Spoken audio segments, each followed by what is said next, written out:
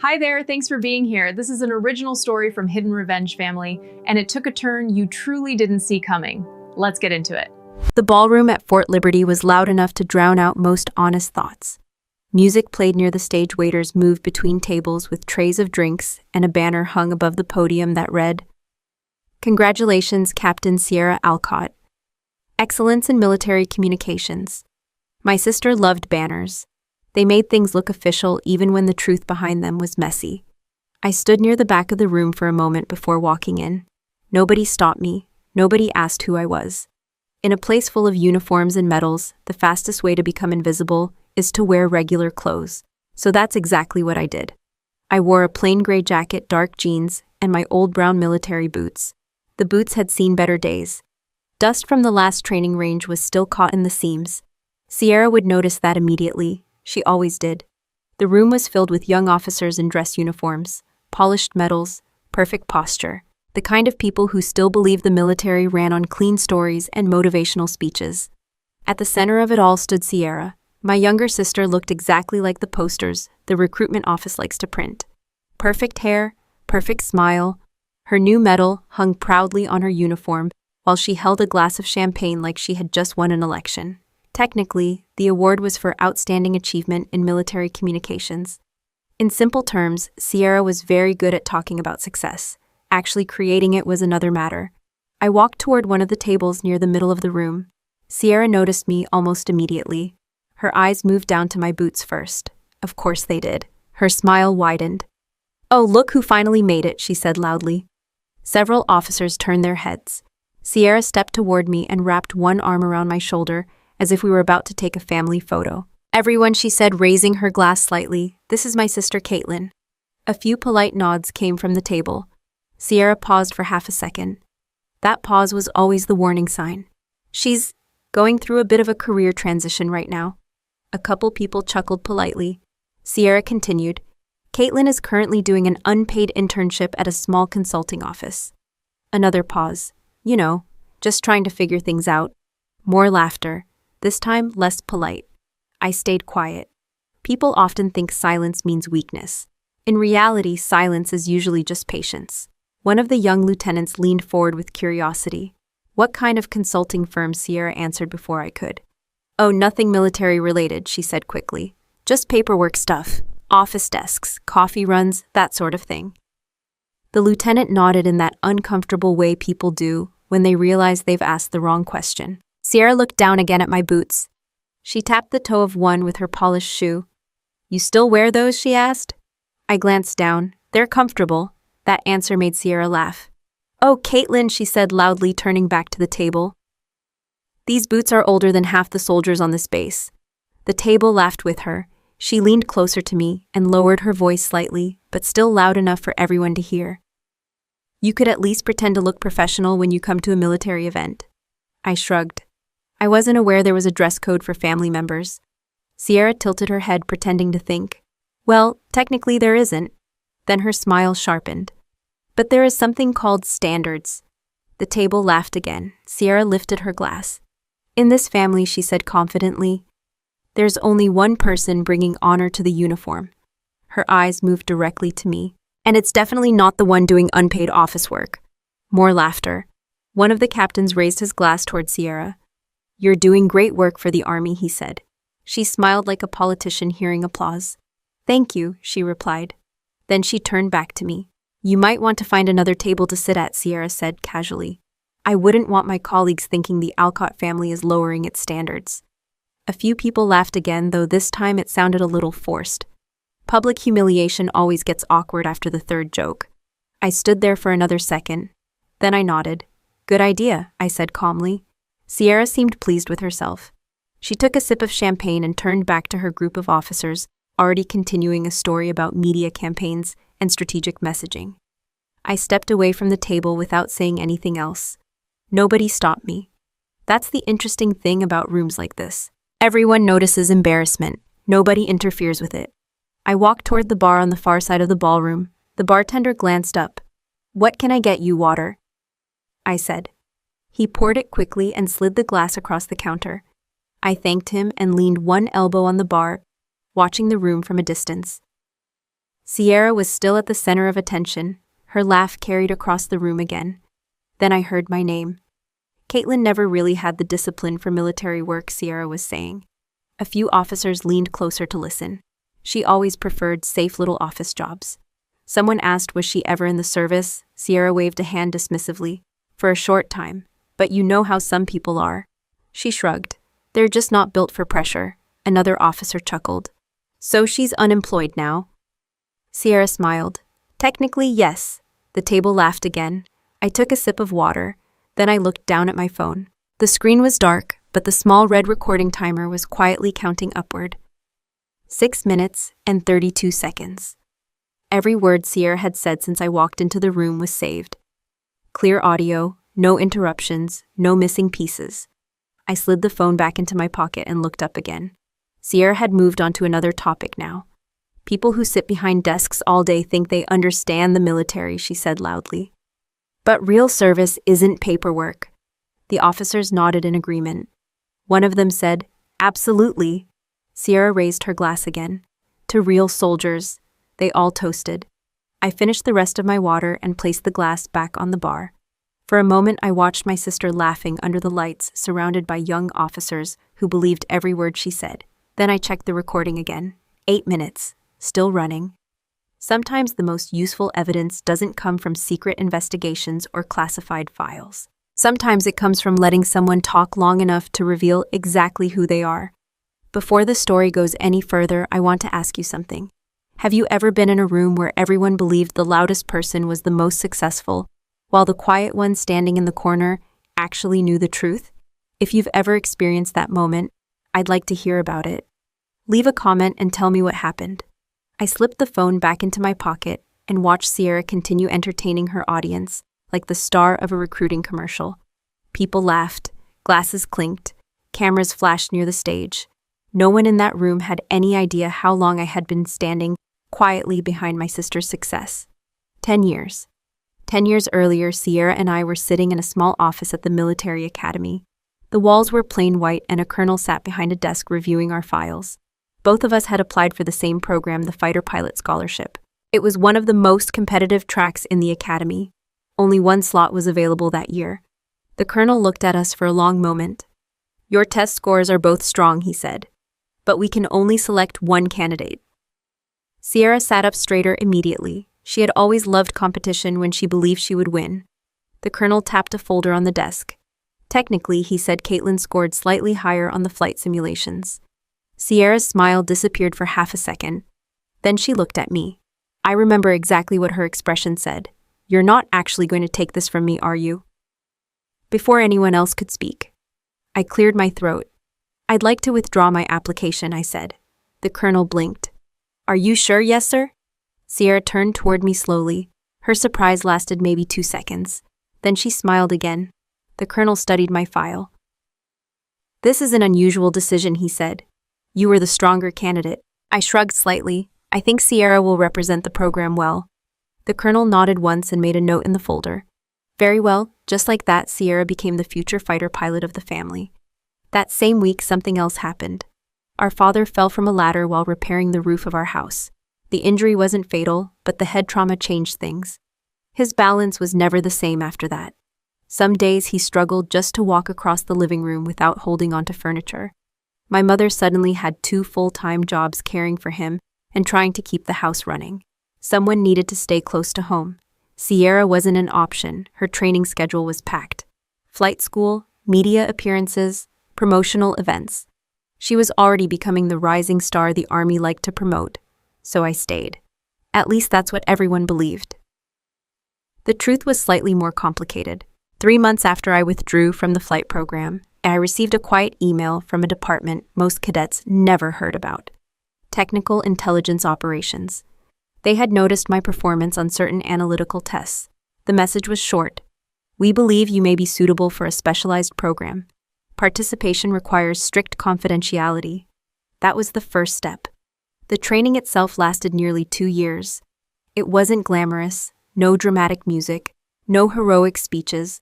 Mostly it involved long hours inside secure rooms studying financial systems, communication networks, and forensic data analysis.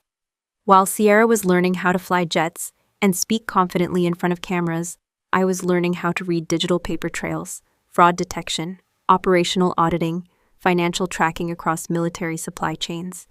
Eventually, the instructors stopped using the word student when they talked about me. They started using the word investigator. Meanwhile, back home, Sierra's career was becoming a family legend. Every few months, my mother would send pictures of Sierra standing beside aircraft or shaking hands with senior officers. My father kept those photos on the living room wall, right above the television. Whenever relatives visited, he pointed at them proudly. "That's my daughter," he would say. Technically, he was right. He just never mentioned the other one. By the time Sierra reached the rank of captain, her life looked impressive from the outside. She drove a new car every 2 years. Her social media showed expensive restaurants, weekend trips, and carefully staged photos in uniform. My parents helped when they could. They sent her money sometimes, paid small bills she didn't want to deal with. They believed they were supporting the successful child. What they didn't know was that the house they were living in should have been taken by the bank 3 years earlier. The mortgage payments had stopped after my father's injury. Medical bills had piled up quietly. Late notices arrived every month. My mother hid most of them in a drawer. I saw the paperwork during one of my visits. That same week, I completed my first classified financial investigation. The bonus for that assignment was larger than anything I had ever earned before. So I called the bank. I didn't introduce myself as their daughter. I simply asked for the remaining balance on the property loan. Then I paid it, in full. The bank officer on the phone sounded surprised. "Would you like your name added to the property documents?" he asked. "No," I said. "Are you sure?" "Yes." He paused.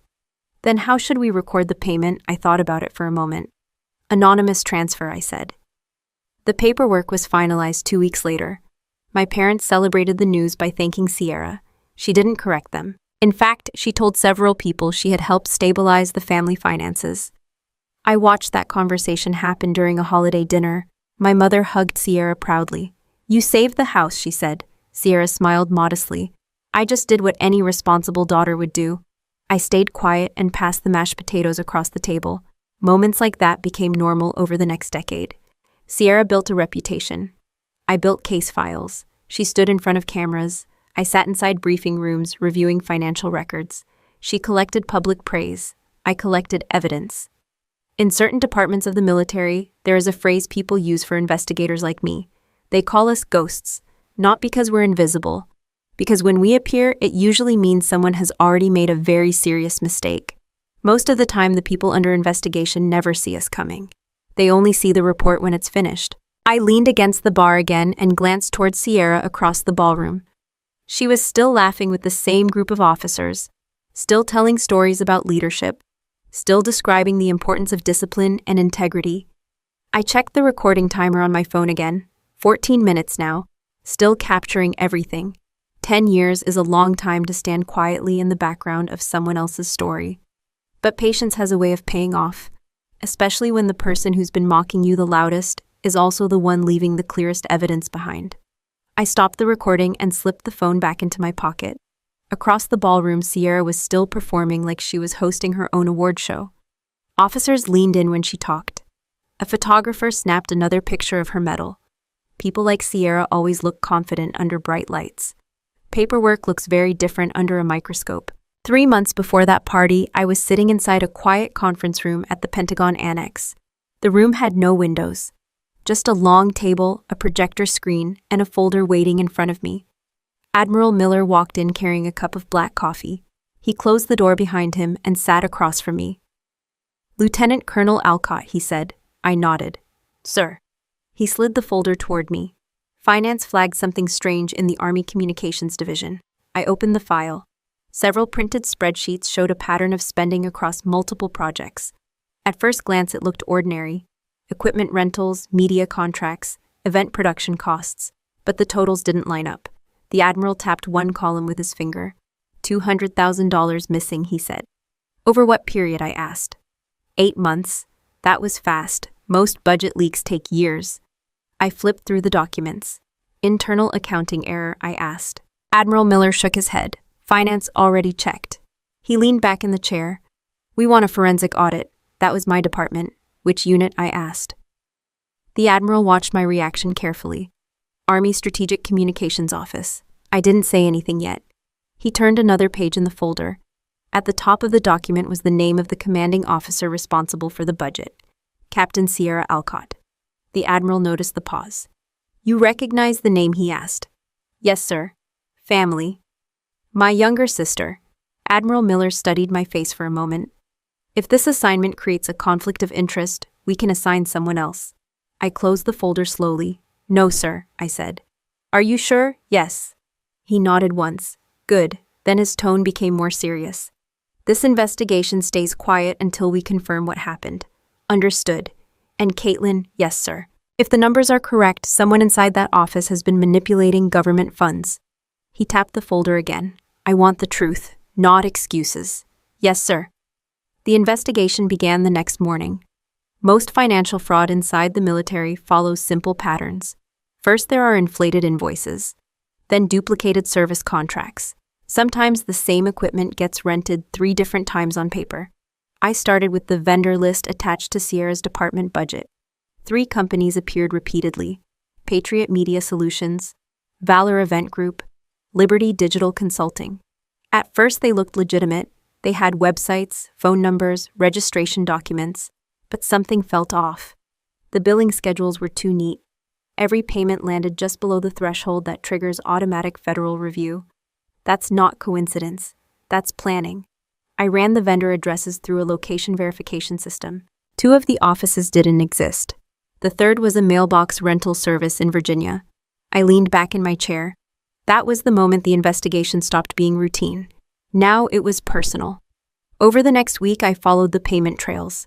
The invoices listed equipment rentals, camera rigs, audio systems, production lighting, but the logistics reports from Fort Liberty showed no record of those deliveries entering the base. No gate logs, no storage requests, no equipment sign-out forms. In simple terms, the equipment never existed. Someone had created fake vendor companies, then approved fake contracts, then authorized payments from the Army communications budget. The money disappeared into private accounts. The final step was tracing those accounts. That part took longer. Shell companies can hide money well if they're built carefully, but eventually every transaction leaves fingerprints. The first account connected to a business consultant, the second connected to a marketing agency. Both companies had something interesting in common. Their largest client over the last year was a personal branding service for a rising Army communications officer, Captain Sierra Alcott. I stared at the screen for a long moment. Then I opened another file. Public records, event photography, media contracts, professional video production. Every expensive thing Sierra had posted online during the last year suddenly had a financial explanation. The Army had paid for most of it, $200,000. I was halfway through writing the preliminary report when my phone rang. The caller ID showed Sierra's name. I answered. Hello. Her voice came through immediately. Caitlin. I need a favor. That was unusual. Sierra rarely asked me for anything.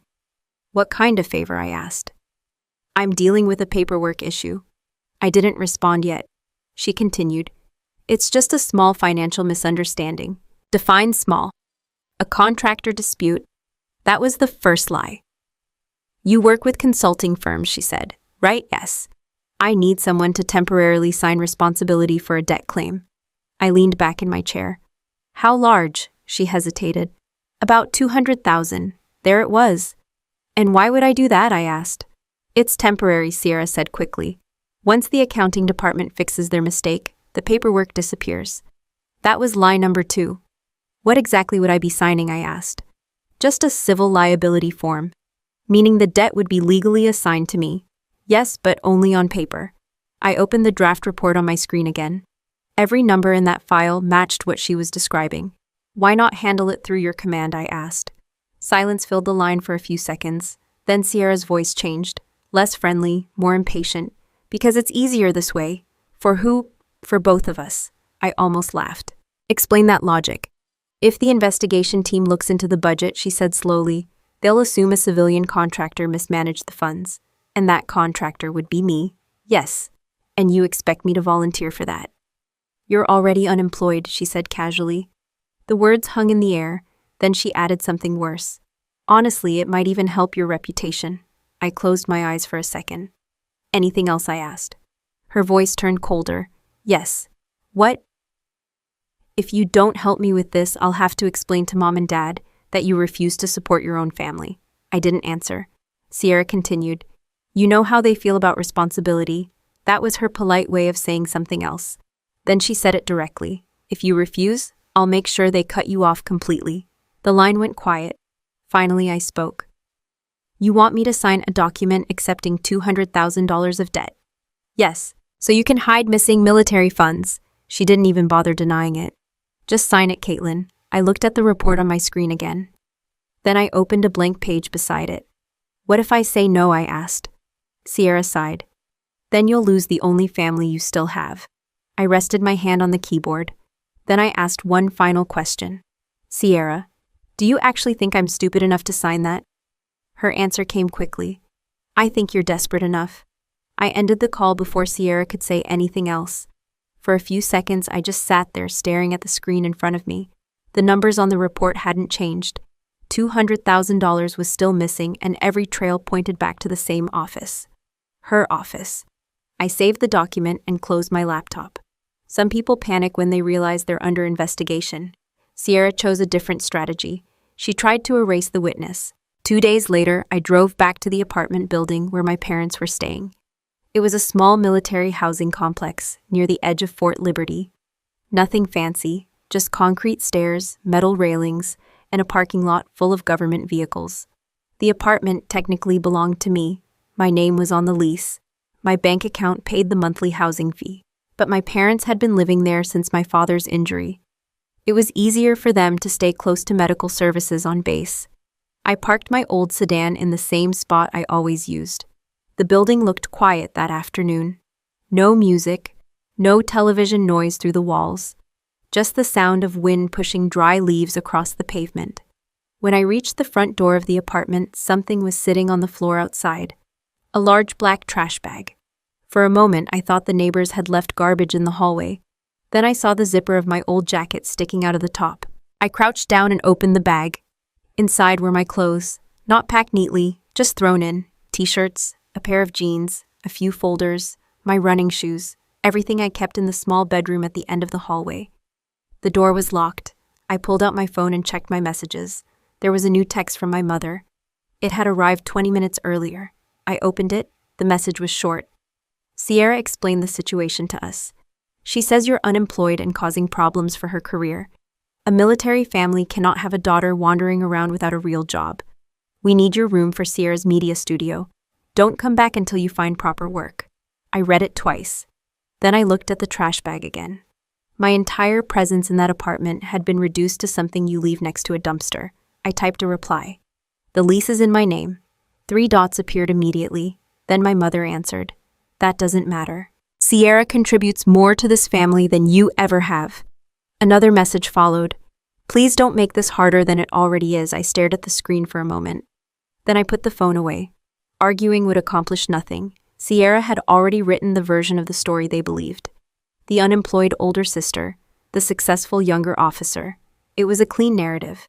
People like clean narratives. I lifted the trash bag and carried it down the stairs to my car.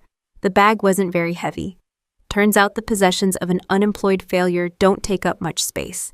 I opened the trunk and placed it inside. For a moment, I stood there looking at the apartment building. A few lights had turned on in the windows. Somewhere inside, my parents were probably sitting at the kitchen table. Maybe Sierra was there too, explaining how difficult it was to carry the family reputation on her shoulders. I didn't go back upstairs. Instead, I got into the car and started the engine. The heater rattled for a few seconds before warm air finally pushed through the vents. My phone buzzed again. Another message from my mother. We hope you understand this is for the best.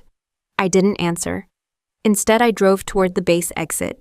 The traffic was light that evening. Most people were already home for dinner. I stopped at a red light and looked at the passenger seat. My laptop bag sat there quietly. Inside it was the file I had been working on for the last week. A document titled Forensic Audit, Army Strategic Communications Division, 50 pages. Every payment record, every fake vendor contract, every bank transfer, every digital signature Sierra had used to authorize the transactions. Evidence doesn't care about family arguments. It just waits patiently until someone reads it. I pulled into the parking lot of a small diner a few miles from the base. The place was nearly empty. Just one truck driver at the counter and a waitress wiping down tables. I ordered coffee and sat in the corner booth with my laptop. The waitress brought the cup over. "You working late?" she asked. "Something like that." She nodded and left me alone. I opened the laptop and reviewed the report again. Page by page, the fake companies, the equipment invoices, the transfers into Sierra's marketing accounts. One section detailed how the money had been used to pay for professional photographers, media consultants, and promotional video crews. Another section showed the exact dates those payments had been authorized. Many of them matched the same days Sierra posted new career milestone photos online. I added one more page to the end of the report. A transcript, her phone call, the request for me to assume the debt, the thread about our parents cutting me off. I finished typing and saved the document again. 51 pages now. The waitress walked past my table and refilled the coffee without asking. "Long night," she said. "Not really," I replied. "Just finishing something." Outside the diner window, headlights moved slowly along the highway. Life went on. Cars drove by. People laughed somewhere in the distance. Inside the laptop screen, the truth sat quietly in black text. I closed the computer and placed it back in the bag. Sierra believed she had removed the biggest obstacle standing between her and that missing $200,000. She thought pushing me out of the apartment meant pushing me out of the story. But investigations don't stop because someone throws your clothes into a trash bag. They usually get more focused. I paid for the coffee and walked back to the car. The night air was colder now. I opened the trunk and looked at the bag of clothes again. For a second, I almost laughed. 10 years of working quietly in the background, and the thing that finally exposed Sierra wasn't a complex operation. It was her arrogance. She assumed I had nothing, no job, no authority, no influence. Just an old pair of boots and a failing life. I closed the trunk and sat behind the steering wheel. Then I started the engine and drove toward Fort Liberty. Because the next time Sierra saw me, it wouldn't be as the unemployed sister she liked to introduce at parties. I turned the car toward the main highway and headed back to Fort Liberty. The base was only 15 minutes away, but the drive gave me enough time to think through the next step. Investigations move slowly most of the time. Paperwork, cross-checking records, quiet interviews, but sometimes the smartest move is simply showing up. 3 days after the diner, I received a short message from the base operations office. Fort Liberty Communications Division, promotional media event scheduled Friday, 1400 hours. That made sense. Sierra loved public events. Cameras made her comfortable. Unfortunately for her, cameras also create timelines. I parked about half a mile away from the main entrance and finished the last of my coffee. My laptop sat in the passenger seat. The audit report was now 60 pages, after a few additional financial records arrived overnight. The evidence had become very clear. $200,000 wasn't an accounting mistake. It was a pattern, and patterns are hard to defend. I looked down at my clothes. Plain jacket, faded jeans, the same dusty boots Sierra had laughed at during her party. Perfect. I started the engine again and drove toward the security gate. Fort Liberty's main entrance was busy that afternoon. Military vehicles lined up at the inspection lanes. Guards checked identification cards while another team walked a patrol along the perimeter fence. Just beyond the gate, I could already see large lighting rigs and camera stands being assembled near the parade field. Sierra's media event had clearly started early. I pulled the car into a visitor parking spot near the checkpoint and stepped out. 2 soldiers stood near the security booth. One of them glanced in my direction but didn't say anything yet. Civilians walked near the gate, sometimes contractors, family members, delivery drivers. I walked slowly toward the entrance. That's when I heard Sierra's voice. "Make sure the lighting is centered on the podium," she said loudly. She was standing about 30 feet away on the inside of the gate, talking to a production crew setting up cameras. Her uniform was perfectly pressed, and the medal from the party still hung proudly on her chest. She looked exactly like someone preparing to film a recruitment commercial. The moment she turned her head and saw me walking toward the gate, her expression froze. For 1 second, she looked confused. Then recognition hit. Her eyes moved down to my boots again. Of course they did. She excused herself from the camera crew and walked toward the checkpoint. The two security soldiers straightened slightly as she approached. A captain walking directly toward a gate usually meant instructions. Sierra stopped about 10 feet in front of me. Her eyes scanned my clothes from head to toe. Then she smiled, not a friendly smile, the kind people use when they smell an opportunity to embarrass someone. "Well," she said loudly, "look who decided to show up." One of the soldiers glanced between us. I didn't respond. Sierra folded her arms. "I thought I made it clear you shouldn't come back here until you found a job." I shrugged. I had some business on base. She laughed. "Business?" Her voice was loud enough now that several members of the camera crew had turned to watch. "You don't have any business here." I looked toward the security booth. "That's not really your decision." Her smile disappeared. Then she turned sharply toward the soldiers. "Security," she said. Both of them looked at her. "Yes, ma'am," she pointed directly at me. "This woman doesn't belong here." One soldier looked uncertain. "Do you have identification, ma'am?" he asked me. Before I could answer, Sierra stepped closer to him. "She's unemployed," Sierra said, lowering her voice slightly, but still loud enough for several people nearby to hear. "She's been wandering around the base asking people for work." The soldier frowned slightly. "I still need to verify," Sierra cut him off. "Look at her." She gestured toward my clothes. "This is a controlled military area." Her voice rose again so the camera crew could hear. "This isn't a job fair." A couple of people chuckled. Sierra turned fully toward the security team now. "Escort her away from the gate," she said firmly. "We have an official media production starting in a few minutes." The second soldier shifted his weight uncomfortably. "Ma'am, we still have to verify identity before Sierra's patience snapped. Do you want me to explain this to your commanding officer? That usually ended discussions." The first soldier looked back at me again. "Ma'am," he said carefully, "I'll need to see identification before allowing you to proceed." I nodded. "Fair enough." I reached slowly into my jacket pocket. Sierra watched the movement with obvious irritation.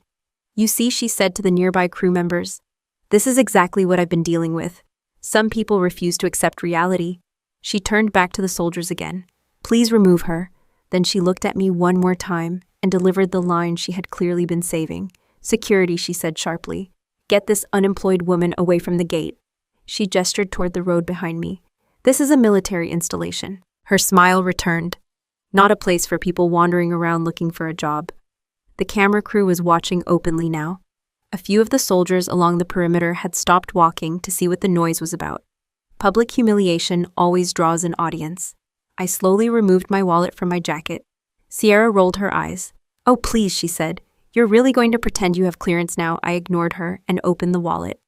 Inside was a black identification card with a small silver emblem. The first soldier took it carefully. "Thank you, ma'am." He walked back toward the scanning terminal beside the gate. Sierra leaned closer to me. "You know what the worst part about this is?" she said quietly. I didn't answer. "You're making a scene." She gestured toward the camera equipment behind her. "I have an entire media team waiting." Then she shook her head. "Honestly, Caitlin, this is embarrassing." Behind her, the soldier inserted the card into the scanner. The machine beeped once as it began processing the identification. Neither of us turned around yet. But in a few seconds, the system would finish reading the clearance level attached to that card. The scanner behind us beeped once. It wasn't a loud sound, but it was enough to make the two soldiers at the checkpoint look at the screen.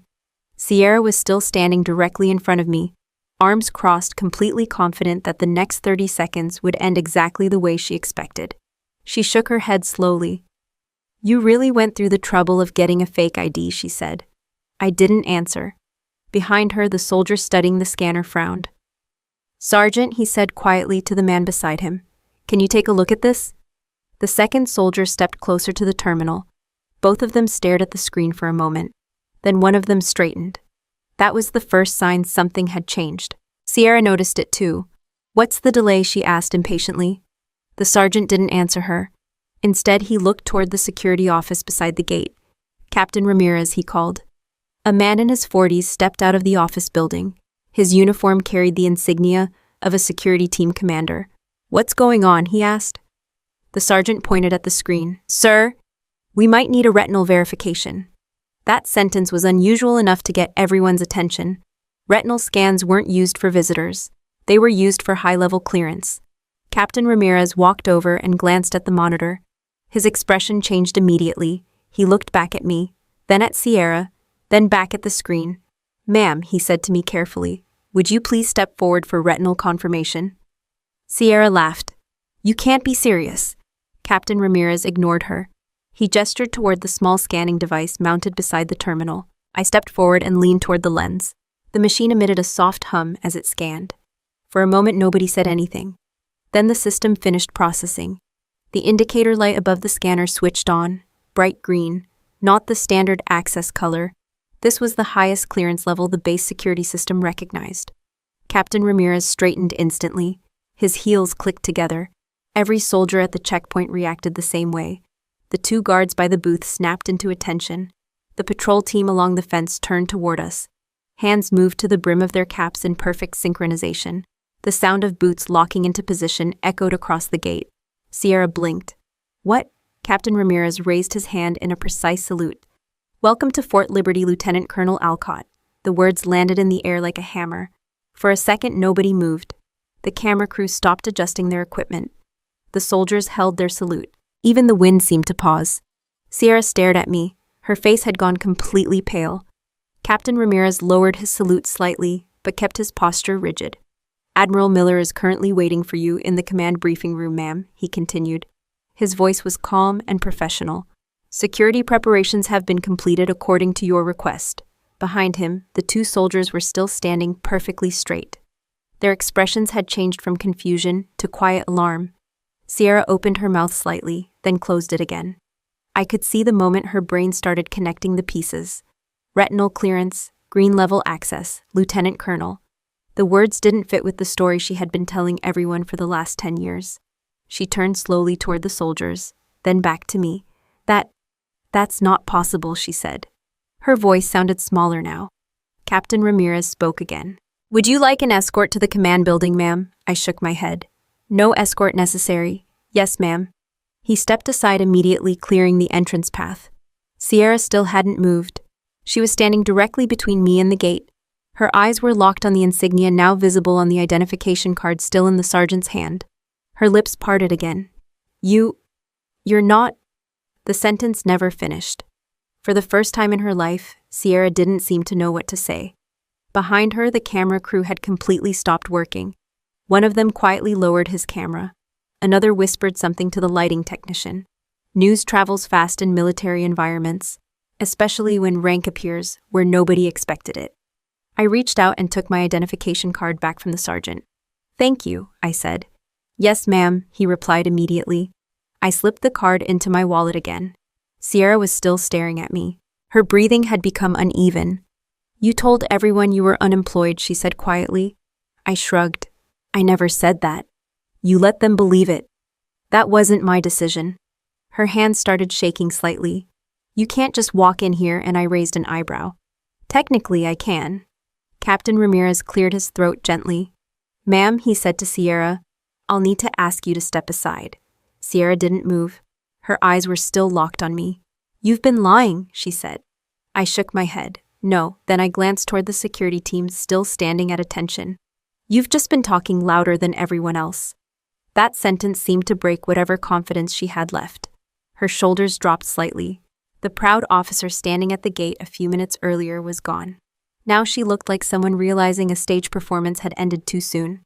Captain Ramirez spoke again. "Captain Alcott, please clear the checkpoint." Sierra finally stepped aside, slowly, almost mechanically. As I walked past her toward the gate, she whispered something. "You did this to humiliate me." I stopped for half a second.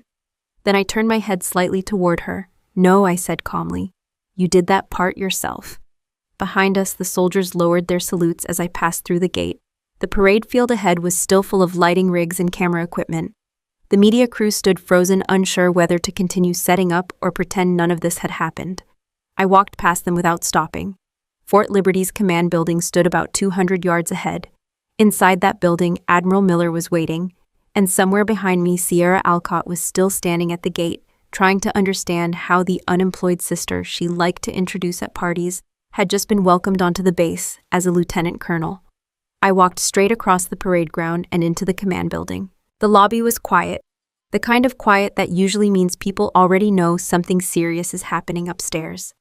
A young lieutenant at the front desk looked up when I entered.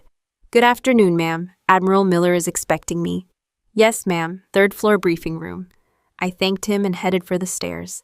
Elevators inside command buildings move slowly, and I didn't feel like waiting. By the time I reached the third floor, two things had already happened. First, Sierra's media event outside had been quietly paused. Someone with authority had made that call. Second, a uniform had been delivered to the office waiting room, my dress uniform. A civilian assistant met me outside the briefing room and handed over the garment bag. Admiral Miller asked us to prepare this for you, ma'am. I nodded and stepped into a small side office. 5 minutes later, I walked out wearing the uniform I hadn't needed to show anyone for a long time. Dark service jacket, lieutenant colonel insignia on the shoulders, 3 ribbons across the chest, and beneath them, the narrow silver bars awarded for special operations commendations, the kind that rarely appear in public ceremonies. I adjusted the collar once, then walked toward the conference room. The door was slightly open. Inside, several people were already waiting. Admiral Miller stood near the window with his hands behind his back. 2 legal officers from the Army Inspector General's office sat at the table with laptops open. And standing near the opposite wall were 3 familiar faces: my mother, my father, and Sierra. Someone had clearly moved them here after the scene at the gate. My mother looked confused. My father looked tired. Sierra looked like someone who had spent the last 10 minutes trying to rewrite reality in her head. The moment I stepped into the room, everyone turned. My mother's eyes widened first. Caitlin. She looked at the uniform, then at the insignia, then back at my face. My father gripped the back of a chair. What is this? Sierra didn't say anything yet. She was staring directly at the decorations on my chest. Those medals didn't appear in any of the stories she liked to tell about herself. Admiral Miller nodded slightly when he saw me. Lieutenant Colonel, yes sir, ready to begin? Yes sir. I walked to the long conference table and placed a thick folder on the surface. The sound of paper hitting the table echoed across the room. My mother flinched slightly. Sierra finally spoke. What is this supposed to be? Her voice was tight now. I opened the folder and slid several printed documents across the table. Then I looked directly at her. Captain Sierra Alcott. Her jaw tightened. Don't do that. Do what? Talk to me like I'm one of your subordinates. I didn't raise my voice. I'm not here as your sister. The room went completely silent. Then I said the next sentence clearly. I'm here as the lead officer of a special audit investigation. One of the legal officers pushed a laptop slightly toward Sierra so she could see the screen. Rows of financial transactions appeared. Dates, vendors, payment approvals. Sierra's signature appeared on nearly every line. My father looked between us. Caitlin, what's going on? I kept my eyes on Sierra. Captain Alcott, I said calmly. Please explain the disappearance of $200,000 from the Army Communications Division budget. My mother gasped. That's impossible. Sierra laughed sharply. This is ridiculous. She pointed toward the documents. Those are standard operational expenses. I turned another page in the folder and slid it toward her. These vendors don't exist. They do. No physical office addresses. Plenty of companies operate online. No equipment deliveries logged at Fort Liberty. That's because some equipment never enters base property. One of the legal officers spoke quietly. We verified that claim. He tapped the laptop. Every shipment listed on these invoices is fictional. Sierra's smile began to fade. She glanced toward Admiral Miller. This is a misunderstanding. The Admiral didn't move. Continue, he said calmly. I opened another section of the file. These 3 companies share the same financial routing system. I turned the page again. And the funds from those accounts were transferred to a personal branding consultant hired by Captain Sierra Alcott. My mother looked at Sierra. What are they talking about? Sierra shook her head. They're twisting normal media operations. I slid the final document across the table, a printed transcript, her phone call, the request for me to assume the debt, the threat about our parents cutting me off. Sierra's eyes moved across the page quickly, then she looked up at me. You recorded that? Yes, that's illegal? No, I said calmly. It's evidence. My father's voice sounded smaller now. Sierra, did you take that money? No. I leaned forward slightly. Then explain why you asked me to sign a document accepting responsibility for a $200,000 debt. Sierra's face went pale. That was a hypothetical situation. I shook my head. It was a cover plan. The room felt colder suddenly. My mother gripped the edge of the table. You said Caitlin was unemployed. Sierra didn't answer her. Instead, she looked at me again. You planned this. No, you waited for this moment. I met her eyes. You created it. Then I tapped the stack of documents once. Captain Sierra Alcott, these records show that you authorized multiple fraudulent equipment contracts and redirected the funds into personal promotional services. I paused for a moment. Then I said the number again so nobody in the room could pretend they didn't hear it. $200,000. My father slowly sank into a chair. Sierra looked around the room. At the legal officers, at Admiral Miller, at the evidence on the table. Then back at me. Her voice dropped to almost a whisper. You're really doing this. I didn't look away. This investigation began long before today. Outside the command building, the cameras for Sierra's media event were still standing on the parade ground. But inside the conference room, the story everyone thought they were filming had already changed. I reached into the folder and pulled out a small flash drive. The room was still silent except for the faint hum of the projector mounted on the ceiling. Sierra noticed the drive immediately. Her voice sharpened. What is that supposed to prove? I didn't answer her. Instead, I walked to the screen mounted on the wall and handed the drive to one of the legal officers. Please load the file labeled Exhibit C. He nodded and plugged the device into the laptop connected to the projector. A few seconds later, the screen lit up. Grainy security footage appeared. The timestamp showed a date from 2 weeks earlier. The video showed the interior of a private restaurant dining room. The angle came from a camera mounted above the entrance. At the table in the center of the room sat Sierra. Across from her sat her husband, Daniel. My mother leaned forward. Why are they being recorded? I answered calmly. Because that restaurant uses security cameras. The video began playing. Sierra in the footage leaned across the table speaking in a low voice. We just need someone else attached to the paperwork. Daniel nodded. And Caitlin fits perfectly, he said. On the screen, Sierra smiled. She's already unemployed. No one will question a consulting contract. My mother covered her mouth. Daniel continued talking in the video. But what if someone actually investigates the payments? Sierra waved her hand dismissively. Relax, I already prepared the documents. She reached into a folder on the table. The camera clearly captured her sliding a sheet of paper across to Daniel. That's her signature, he asked. Sierra laughed. No, then she said the sentence that made the entire room freeze. I practiced copying it. In the conference room, my father slowly turned his head toward Sierra. The video kept playing. Daniel looked impressed. You forged it? Sierra shrugged. It's just paperwork. And if she refuses to take the blame, Sierra took a sip of wine in the recording. Then I'll make sure our parents cut her off. Daniel laughed quietly. That cold. She's always been the weak one, Sierra said. People already believe she failed. Back in the conference room, the video continued showing them discussing how the fake vendor companies had been created. Daniel handled the account transfers. Sierra approved the contracts through the communications office budget. At one point, she even joked about it. Honestly, the army practically handed me the credit card. The legal officer paused the video. No one spoke for several seconds.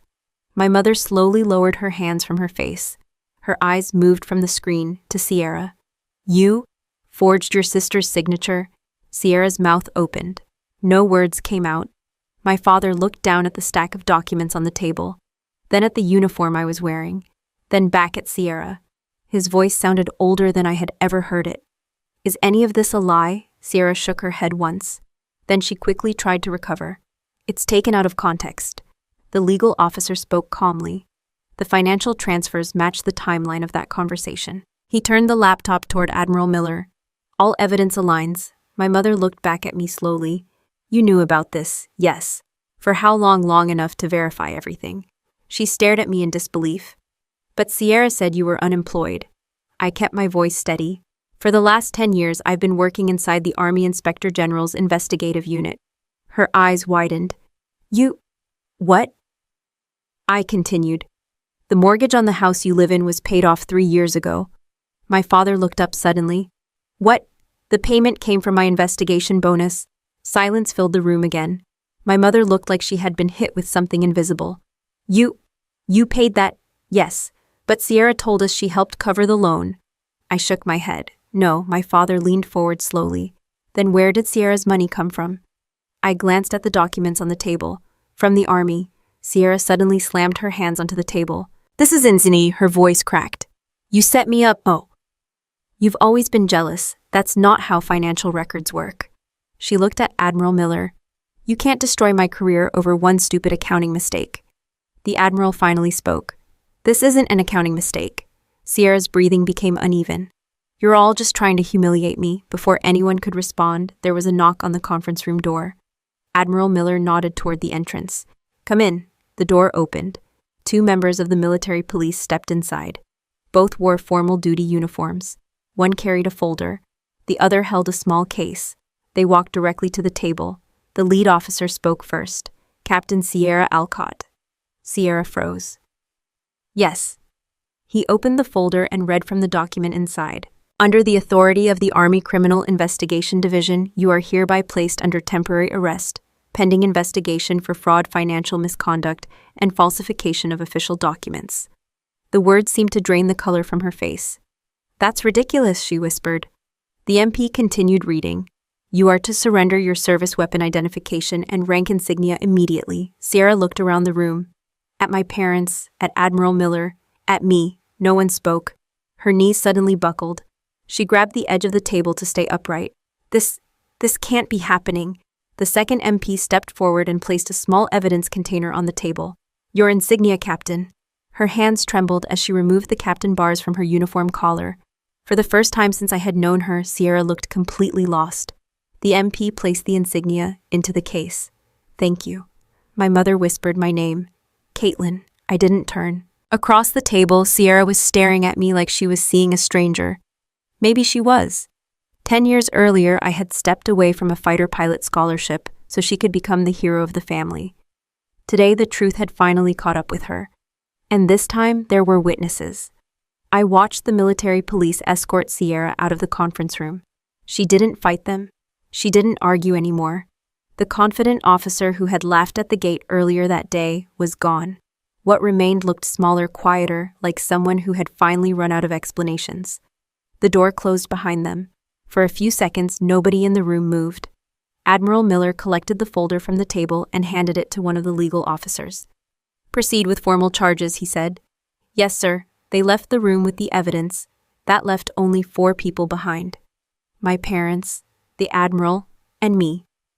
My mother sat down slowly as if her legs suddenly felt unreliable. My father stared at the empty doorway where Sierra had disappeared.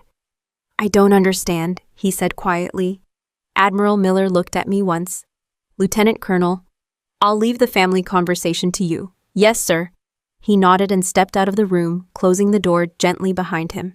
Now it was just the 3 of us. My mother finally looked up. Her eyes were red. You knew all along, yes, and you let this happen. I didn't make her steal anything. My father rubbed his face with both hands. We believed everything she said about you. I didn't respond right away. He looked up again. You never corrected us. I wasn't allowed to. Allowed. My work required anonymity. My mother shook her head slowly. You could have told us. I leaned back against the table. If I had told you, the investigation would have been compromised. She whispered my name again. Caitlin, we thought you were struggling. I was working. But Sierra said. I interrupted gently. Sierra said a lot of things. The room fell quiet again. My father looked at the medals on my uniform. How long have you been doing this work? 10 years. His eyes widened slightly. 10 years, yes. He leaned back in the chair slowly. All that time. And we never knew. No. My mother looked down at the table. Then who paid off the house? I did. Her head lifted immediately. You weren't joking about that, no. The silence after that answer lasted longer. Finally, she spoke again. We thanked Sierra. I know. She told us she helped. I know. My father let out a long breath. We treated you like a failure. I shrugged slightly. You treated me like the version of me you understood. My mother stood up slowly. She walked a few steps toward me. Caitlin, please. Her voice cracked. We were wrong. I didn't move. We didn't see what was happening. That's true. She looked desperate now. Can you forgive us? The question hung in the air. For a moment, I thought about the trash bag outside the apartment door. The message telling me not to come back. The years of quiet assumptions. Then I answered. Family isn't something you buy with reputation. They both looked at me, and it's not something you use when it's convenient. My voice stayed calm. I showed you the truth today. I gestured toward the door Sierra had exited through. Now you have to live with it. My mother lowered her head. My father didn't argue. There was nothing left to argue about. A few minutes later, I left the conference room. The hallway outside was quiet again. Downstairs, soldiers walked through the lobby like it was an ordinary afternoon. Life on a military base rarely pauses for long. I stepped outside into the sunlight. Across the parade field, the camera crew was already packing up the equipment from Sierra's canceled media event. No speeches, no interviews, just trucks loading metal stands and cables back into storage cases. I walked past them without stopping. My car was still parked in the same visitor space near the gate. The old sedan looked exactly the way it always had. Scratches on the door, dust along the bumper, and in the trunk a trash bag filled with clothes. I opened the driver's door and sat inside. For a moment, I just held the steering wheel and watched the base traffic moving along the road. The investigation would continue for months. Eventually, the military court would issue its final judgment. The charges were clear: fraud, forgery, misuse of government funds. The sentence would include restitution of the full $200,000. But the legal outcome wasn't the only thing that mattered. A few weeks later, I used my savings to start something new. Not a company, a foundation. The idea came from the people I had met during investigations over the years. Analysts, intelligence specialists, field operatives. Men and women who spent most of their careers working quietly behind the scenes. Many of them carried the same invisible weight: stress, isolation, the kind of pressure that never shows up in recruitment posters. The foundation focused on mental health support for those service members, confidential counseling, financial assistance, recovery programs, no cameras, no publicity, just help, the way real work usually happens. 3 months after the trial process began, I drove away from Fort Liberty for the first time without an investigation waiting for me inside the base. The road stretched straight ahead through open countryside. My old boots rested against the pedals. Dust from the training ground still clung to the leather. Sierra once laughed at those boots during her party. She thought they made me look like someone who didn't belong in rooms full of medals. Maybe she was partly right. Because the truth is, the people who do the quiet work rarely look impressive at first glance. They don't need banners, they don't need cameras, they just keep moving forward. Before this story ends, I want to ask you something. If you were in my position, would you have cut your family off completely after everything that happened, or would you have given them another chance? Share your thoughts in the comments, and if you enjoy stories about justice, resilience, and people who refuse to stay invisible, don't forget to subscribe so you won't miss the next one. I didn't leave Fort Liberty that afternoon feeling victorious. A lot of people assume that exposing someone who wronged you feels like winning a competition. They imagine some dramatic moment where everything suddenly feels lighter. That's not really how it works. What I felt was something quieter: relief. Not because Sierra had been arrested, not because the investigation proved I was right, but because for the first time in 10 years, I no longer had to pretend to be someone I wasn't. For a decade, most people believed I was the unsuccessful sister, the one who never quite figured out her career, the one who quietly faded into the background while Sierra collected praise. And I let them believe it. That part surprises people when they hear my story. They usually ask the same question: why didn't you correct them? The answer is simple. Not every misunderstanding needs to be corrected immediately. In fact, one of the biggest lessons I learned during those 10 years is that trying to defend yourself against every wrong assumption is exhausting and usually pointless. When people decide who you are based on appearances, explanations rarely change their minds. Results do, but results take time. When Sierra told people I was unemployed, I could have argued. I could have stood up at family dinners and explained my work in detail, except I couldn't. The job I had required silence. And even if it didn't, I'm not sure explaining would have changed anything. Most people believe the story that fits easiest into their world. In our family, the simple story was this: Sierra was successful, Caitlin was struggling. Simple stories are comfortable. The truth is usually more complicated. Another lesson I learned during those 10 years is the difference between reputation and value. Reputation is what people see. Value is what you actually do. Those two things are not always the same. Sierra had a reputation. She was visible. She gave interviews. She appeared in photos wearing medals and smiling beside senior officers. I had value.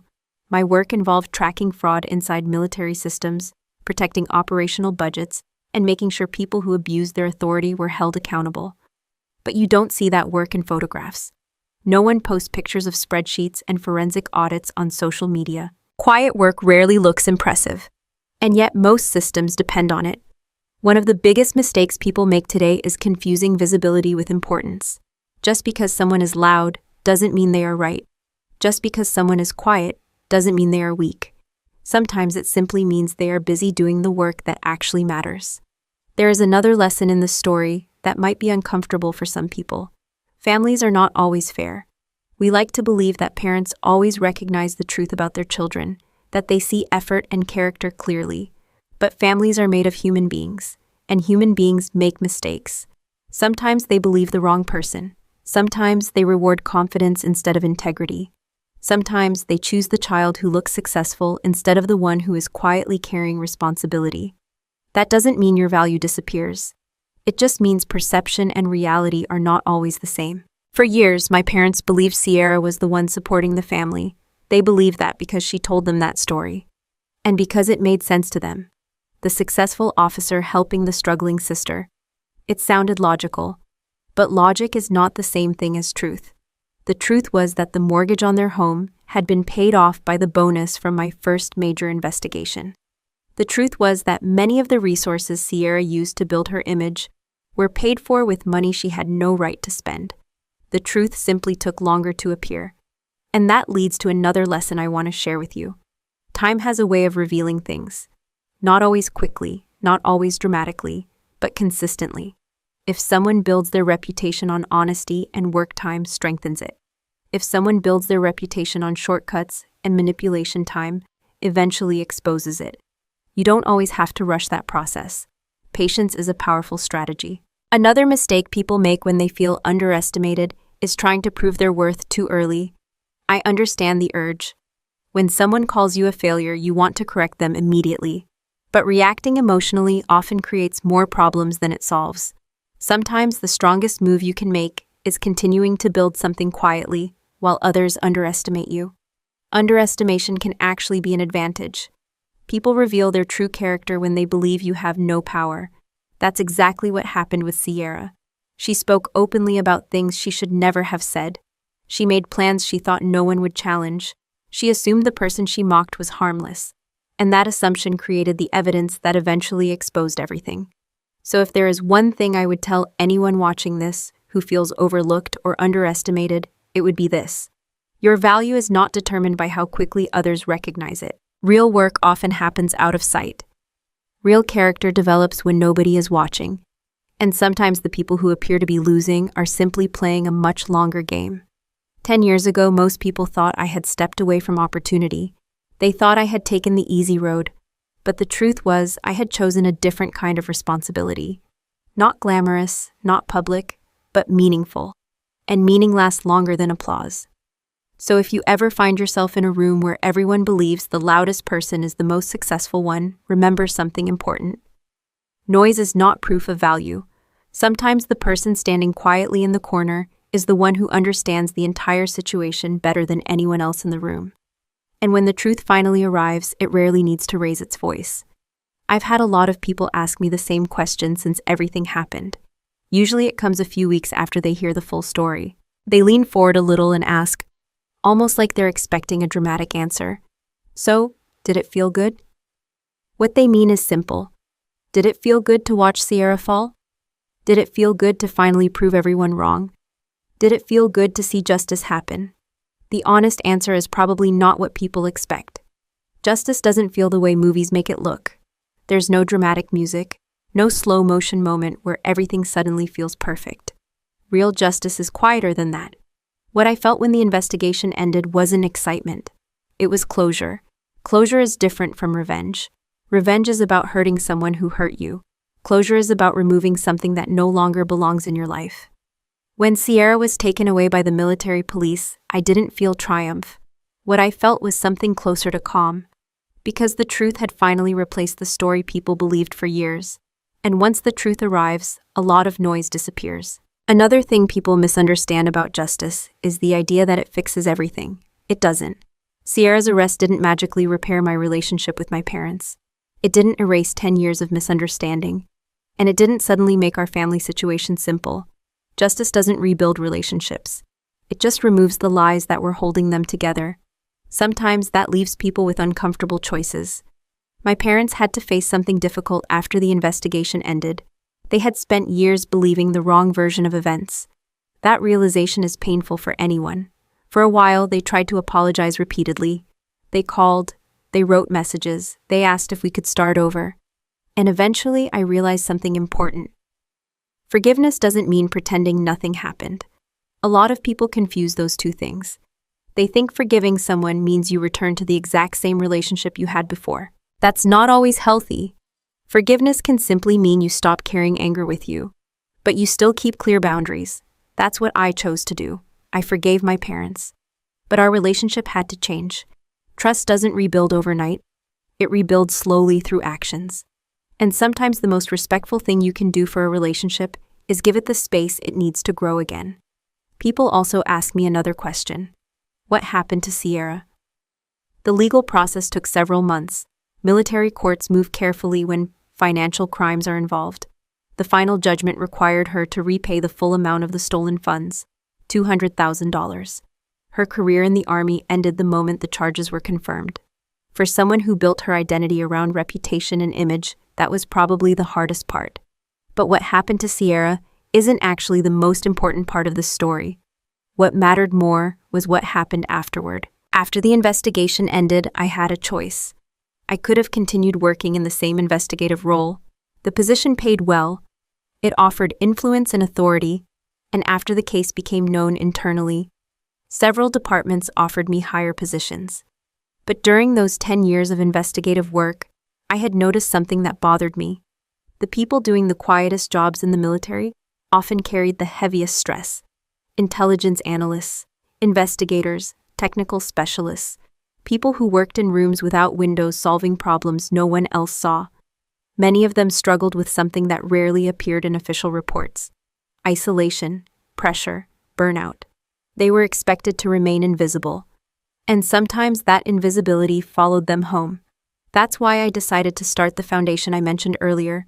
The goal wasn't publicity, it wasn't recognition, it was support. The foundation provides confidential counseling and financial assistance for service members dealing with psychological strain from high-responsibility assignments. No cameras, no press conferences, just help. Because one thing I learned during my career is that integrity isn't just about exposing wrongdoing. It's also about building something better after the problem is removed. A lot of people think success means winning against someone else, but real success is quieter than that. It's about building systems that make other people stronger.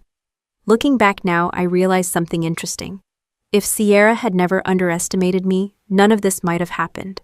If she had treated me with caution instead of arrogance, she might have protected herself longer. Underestimation is a dangerous mistake, but it's also something you can use to your advantage. When people think you have no power, they reveal their real character, and character always tells the truth eventually.